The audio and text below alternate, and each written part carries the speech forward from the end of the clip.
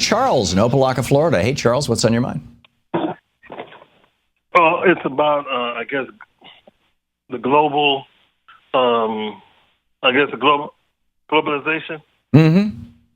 And I guess, as American citizens, are we footing the bills for these companies, these corporations, that I guess they're the one that's trumping up these wars?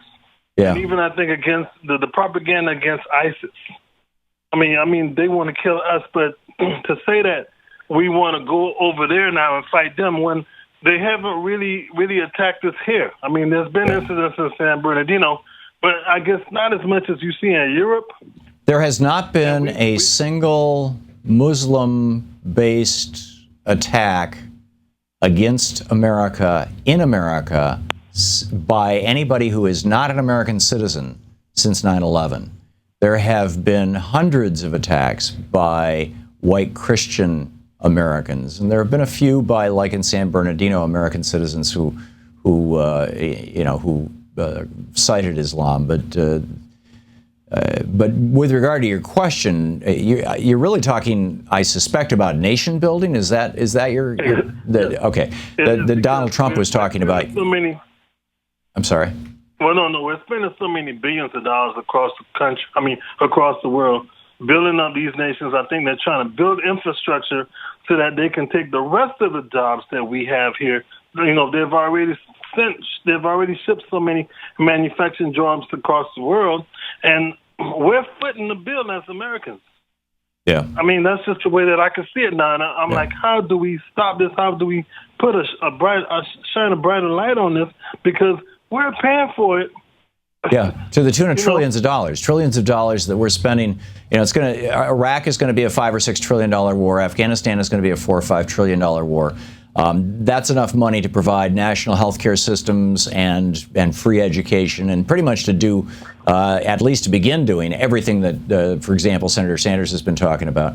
And yeah, you're right. It's crazy. Nation building, in my opinion, has to stop. And this is something that really concerns me, is that there are a couple of areas where Donald Trump is actually making sense. Now, whether he's going to hold to those positions or not over time is a whole nother thing. But he's starting to borrow phrases from Bernie's speeches, and talking about nation building, and talking about our foreign policy, and talking about Wall Street and Wall Street corruption, and the corrupted political process, and getting money out of politics, all these things. And if he continues that, last night and this morning on MSNBC there was a senior Trump advisor on saying, we're actively going to go after the Bernie voters.